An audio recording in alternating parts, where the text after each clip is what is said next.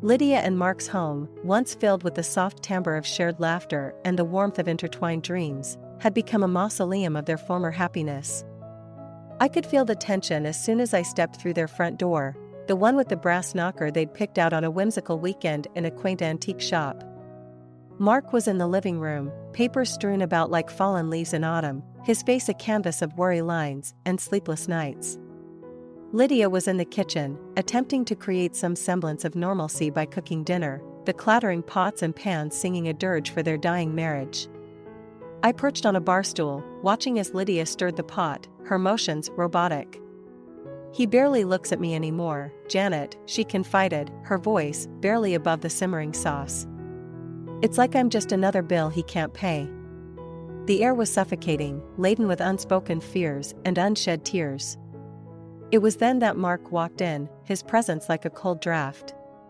He didn't even acknowledge me as he addressed Lydia, his voice devoid of the tenderness it once carried. "Lydia, we need to talk," he said, his eyes avoiding hers.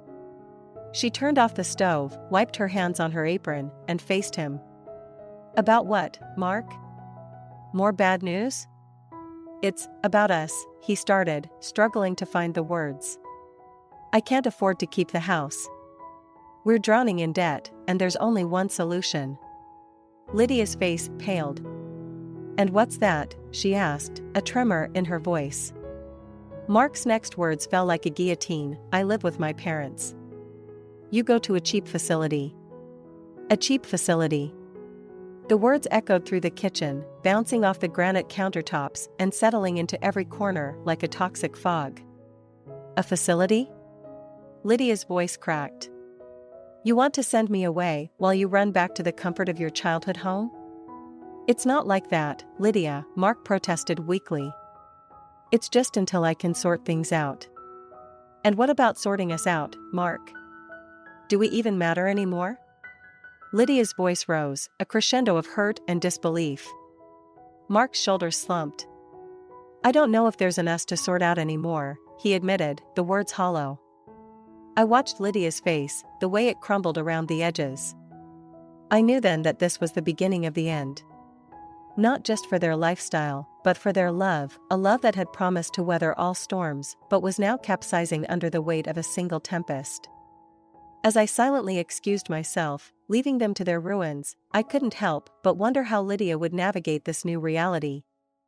But even in the depths of this decline, I saw a flicker in her eyes, a steeliness that promised this was not her end, this was merely her beginning. Lydia's eyes mirrored the storm brewing outside the window, the once soft blue now tumultuous. She stood in the midst of the living room, a space that had been their shared canvas, now tainted with the stroke of betrayal. With every tick of the grand clock, a reminder of time slipping, Lydia felt the walls of the home they built together closing in. The day after Mark's pronouncement, she awoke with a resolve steeled by the need to survive.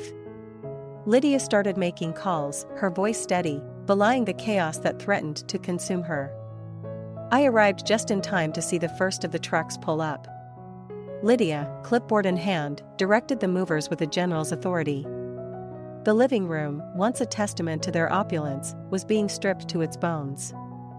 "Are you sure about this, Lydia?" I asked, watching as they loaded the last of the Italian leather sofas. She didn't flinch.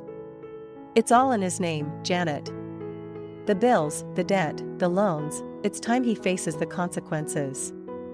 "But what will you do?" The question hung between us, heavy with concern.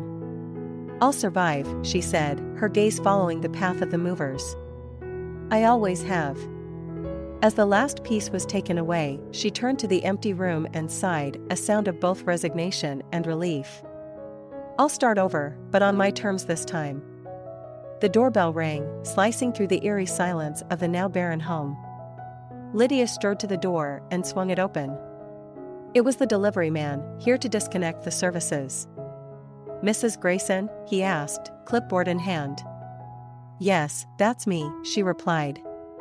"I need you to sign here. This confirms the cancellation of all services and the final bill will be sent to your husband," he explained, offering her the pen. She signed with a flourish, each stroke a punctuation to this chapter of her life. There. It's done, she handed back the pen, a ceremonial passing of the torch from the life she knew to the uncertainty that awaited. As the man left, Lydia turned to me, a ghost of a smile gracing her lips. Want to see something? She motioned for me to follow her to the study, where she pulled out a brochure from the drawer. It was for a luxurious estate, far beyond what she could afford, on paper. Is this where you're going? I asked, puzzled. Not quite. I'm going to be the caretaker. The owner travels extensively and needs someone to maintain the property. It's a place to stay, a job, and a chance to rebuild, she explained. I was stunned. But, Lydia, that's ingenious. It's survival, Janet. And it's time for a fresh start. With the storm outside intensifying, mirroring the upheaval in Lydia's life, she watched the last truck disappear around the bend. The reclamation of her dignity was underway, and as the lightning illuminated her determined silhouette, I knew Lydia wasn't just surviving the tempest, she was commanding it. The grandeur of the mansion was overwhelming, each room a testament to a life of wealth and luxury that Lydia had once known. As she roamed through the cavernous halls, her footsteps echoed, a stark reminder that she was alone in this theatrical set piece of her own design. The high ceilings and the crystal chandeliers felt cold and impersonal, yet they served as the perfect backdrop for the charade she was about to perform. I had come over to see how she was settling in, and found her in the midst of planning her first video. The camera was set against a backdrop of the opulent living room, its lens aimed at the grand piano, a silent giant in the corner. Janet, darling, how do I look? Lydia asked, twirling in a dress that sparkled under the soft lighting. Like the queen of the castle, I replied with a smile, though my heart ached for her. This was all a show, but necessity had pushed her onto this stage. She took a deep breath and addressed the camera with an air of confidence that I knew was partly feigned. Welcome to my new home, she announced with a flourish, her voice steady and sure. A place where dreams are born and every day is a celebration. The recording light blinked red, capturing Lydia as she wove tales of extravagant soirees she'd never held and spoke of guests who'd never stepped through the door. She raised a glass of sparkling apple cider, the bubbles catching the light as she toasted to her newfound freedom. And to think, I owe this all to a simple twist of fate, she said to the camera, her eyes sparkling with a secret mirth. After the camera was turned off, Lydia slumped into an ornate chair, the facade slipping away for a moment. Do you think he'll buy it? She asked me, worry creasing her brow. He will if he wants to, I reassured her, though I had my doubts. It wasn't long before the videos took on a life of their own. With each new post, Lydia's legend grew, a carefully curated illusion of prosperity. She was the director of her own narrative, scripting each scene with meticulous attention to detail. Then came the day Mark saw the videos.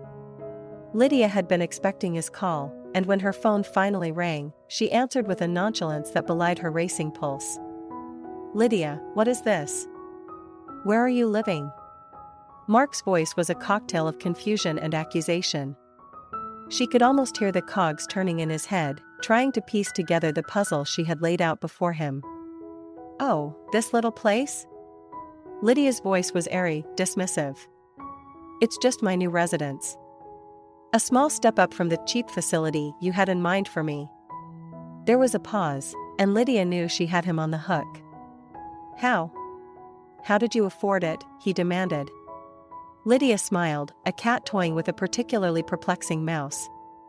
Let's just say that fortune favors the bold, Mark. I took a leap of faith, and it seems to have paid off, she lied smoothly. The line went quiet, and Lydia could picture Mark, brows furrowed, mind racing. He was out there somewhere, piecing together her ruse, and she reveled in the knowledge that she had unsettled him. As she hung up the phone, Lydia felt a surge of power. This facade, this illusion of grandeur, was her armor and her weapon. She had crafted a reality so convincing that even Mark, the man who thought he knew her limits, could not discern the truth from the spectacle. And as the sun set behind the mansion, casting long shadows across the lawn, Lydia prepared for her next performance. With each lie she spun, she wove a tapestry of independence, a declaration that she was no one's burden, least of all Mark's. This was her stage, her play, and she was determined to be its star.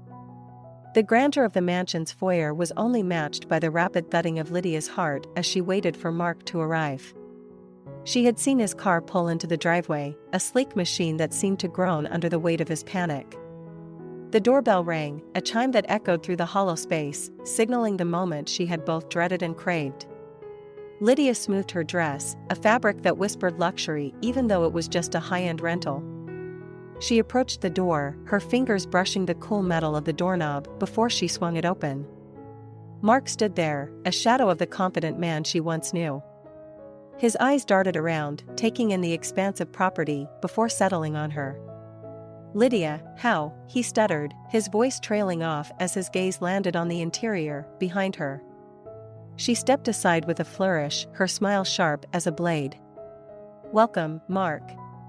Please, come in."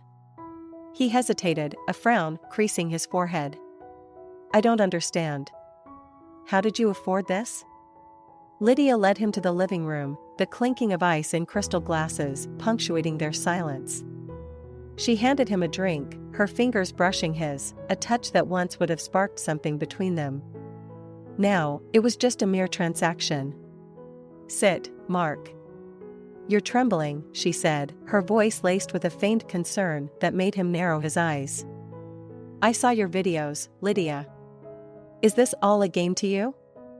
His voice rose, the glass in his hand shaking. She sat across from him, crossing her legs with practiced elegance. "A game? No, it's survival. After you left, I had to learn to survive. But this," he gestured around, "this is more than survival. This is a triumph. Tell me, is this because of someone else? Is there someone else, Lydia?" She leaned back, a theatrical pause as she studied him. "There's no one else, Mark. I realized I didn't need someone else to rescue me. I saved myself." Mark's eyes searched hers, looking for a lie, a crack in her facade. "How?" She took a sip of her drink, buying time, savoring the moment. "I discovered a talent I never knew I had. A talent for creating illusions.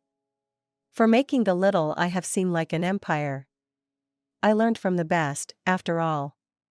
Her eyes locked onto his, a silent accusation hanging in the air. He set his glass down with a clatter. "So, what is this?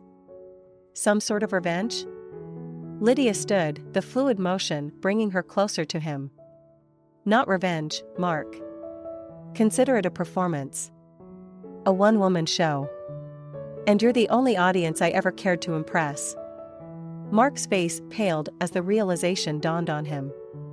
The magnitude of her deception, the depth of her resilience, it all unraveled the image he had of the woman he left behind. Lydia walked him to the door, her hand on the knob. "You should go now, Mark. I have a lot to do." "Lydia, please." "No," she interrupted, her voice firm. "You made your choice. Now, live with it." She opened the door, and he stumbled out, still trying to comprehend the turn of events. She watched him go, the finality of the moment wrapping around her like a cloak. With the door closed behind her, Lydia leaned against it, letting out a long breath. The performance was over, but the curtain on her new life was just rising. The grandeur of the mansion's foyer was only matched by the rapid thudding of Lydia's heart as she waited for Mark to arrive. She had seen his car pull into the driveway, a sleek machine that seemed to groan under the weight of his panic. The doorbell rang, a chime that echoed through the hollow space, signaling the moment she had both dreaded and craved. Lydia smoothed her dress, a fabric that whispered luxury even though it was just a high-end rental. She approached the door, her fingers brushing the cool metal of the doorknob before she swung it open. Mark stood there, a shadow of the confident man she once knew. His eyes darted around, taking in the expansive property before settling on her. "Lydia, how?" he stuttered, his voice trailing off as his gaze landed on the interior, behind her. She stepped aside with a flourish, her smile sharp as a blade. "Welcome, Mark.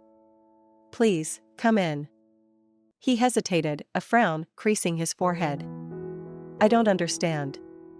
How did you afford this?" Lydia led him to the living room, the clinking of ice in crystal glasses punctuating their silence. She handed him a drink, her fingers brushing his, a touch that once would have sparked something between them. Now, it was just a mere transaction. "Sit, Mark. You're trembling," she said, her voice laced with a faint concern that made him narrow his eyes. "I saw your videos, Lydia. Is this all a game to you?" His voice rose, the glass in his hand shaking. She sat across from him, crossing her legs with practiced elegance. "A game? No, it's survival. After you left, I had to learn to survive. But this," he gestured around, "this is more than survival. This is a triumph. Tell me, is this because of someone else? Is there someone else, Lydia?" She leaned back, a theatrical pause as she studied him. "There's no one else, Mark. I realized I didn't need someone else to rescue me. I saved myself." Mark's eyes searched hers, looking for a lie, a crack in her facade. "How?" She took a sip of her drink, buying time, savoring the moment. "I discovered a talent I never knew I had.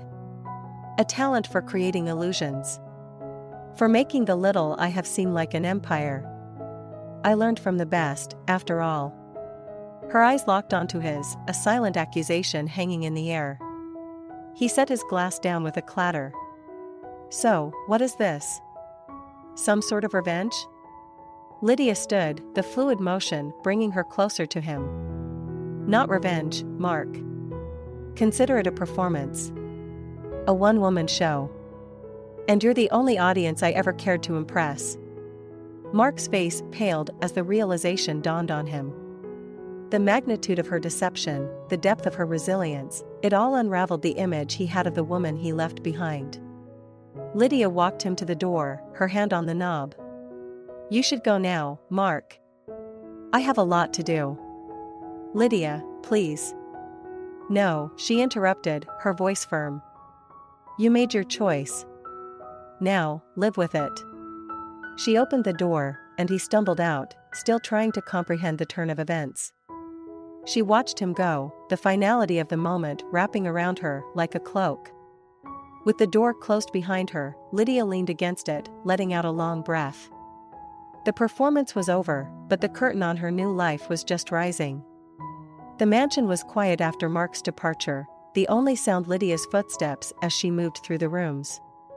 Her mind was a whirlwind of emotions, yet she felt an odd sense of peace. She had reclaimed her narrative, and with it, a new beginning.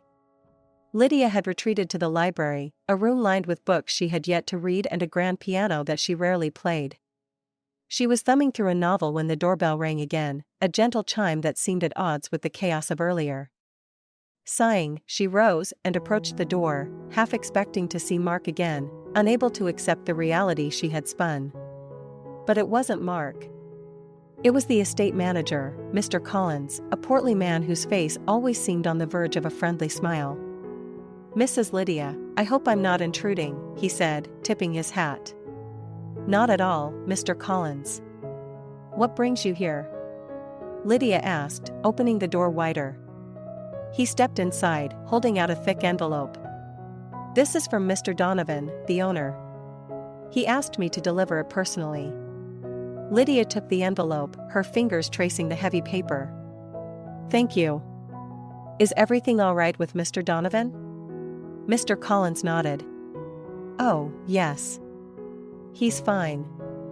He's extended his travels. Seems like you'll be the queen of this castle for a bit longer." A nervous laugh escaped Lydia's lips as she led Mr. Collins to the study for a cup of tea. She opened the envelope, her eyes scanning the letter. "Dear Lydia," she read aloud, "I've been keeping an eye on the estate through our security system. I must say, I'm impressed." Her voice trailed off as she absorbed the words. Mr. Donovan had been watching her videos, her performance, and instead of anger, he was expressing admiration for her creativity and resourcefulness. "He's offering me a job," Lydia whispered, disbelief coloring her tone. "He wants me to manage his properties, to use my talents to maintain them." "That's fantastic news." Mr. Collins exclaimed, clapping his hands. "You deserve it, Mrs. Lydia. You've kept this place impeccable." "But I deceived everyone," Lydia admitted, a frown marring her brow. "I lied about everything." Mr. Collins sipped his tea, then looked at her with kind eyes. "Did you? Or did you just tell a story?" "Everyone loves a good story, and Mr. Donovan, he loves a good investment. He sees your potential." Lydia pondered his words, the truth settling in. Her deception hadn't been malicious, it had been a means of survival, a way to cope with her new reality. And it had revealed her strengths in ways she never imagined. "Thank you, Mr. Collins," she said, her voice steadier. "I think it's time for a new chapter." As Mr. Collins left, Lydia sat back at the piano, her fingers lightly dancing over the keys.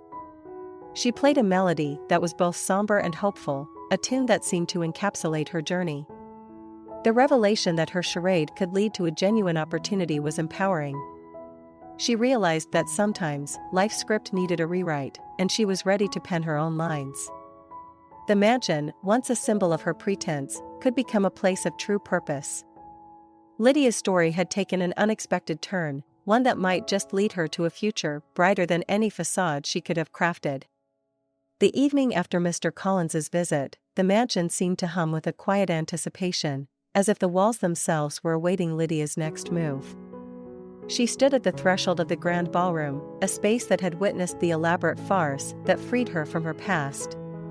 The setting sun cast a golden glow over the room, bathing everything in a light that felt like the dawn of her new life. She was interrupted by the ring of her phone. It was me, Janet, calling to check in. "Lydia," I began, my voice a mix of concern and excitement, "I just heard about Mr. Donovan's offer." "Is it true?" Lydia's laugh, light and genuine, filled the room. "It is, Janet. It seems my performance has opened unexpected doors." I could picture her standing there, the embodiment of poise and newfound confidence. "Lydia, you're amazing. You've turned what could have been your darkest hour into your brightest beginning." There was a pause, and I imagined her reflecting on the tumultuous journey. "It's funny, isn't it?" she mused. "I played a part to cope, and it led me to something real. It's like I had to lose myself to find what I could truly become." The conversation shifted as I asked her about the future. "So, what will you do now? Will you accept the offer?" There was no hesitation in her voice, just a firm certainty that was new, yet suited her. "I will. It's time I stepped out of the shadows of what was expected of me, and into a role I carve out for myself." We said our goodbyes, and Lydia set the phone down, turning back to the room that had been her stage. She wandered through it, her fingers trailing along the back of the ornate chairs, the fabric whispering under her touch. She made her way to the piano, an instrument that had been silent for too long. As her fingers pressed the keys, coaxing a soft melody into the air, she closed her eyes and let the music envelop her. The notes were a mix of melancholy and hope, a mirror to her soul. Lydia stopped playing, her hands resting on the keys. "This is my liberation," she whispered to the empty room. "Not from Mark, not from the mansion, but from the person I was taught to be." In that moment, she felt a release, a shedding of the layers that had been wrapped around her, constraining her. She was no longer the woman who needed to prove something to the world, to Mark, or even to herself. The mansion, once a gilded cage, now felt like a cocoon from which she had emerged, not unscathed, but stronger, wiser, and more alive than ever before. It was in the quiet aftermath of her liberation that Lydia truly understood freedom was not about where you are, but who you are, and who you have the courage to become. As night fell, Lydia didn't feel alone in the vast mansion. She felt surrounded by the possibility, embraced by the promise of new beginnings. She had been through a storm, but she had learned to dance in the rain and look forward to the rainbow that would surely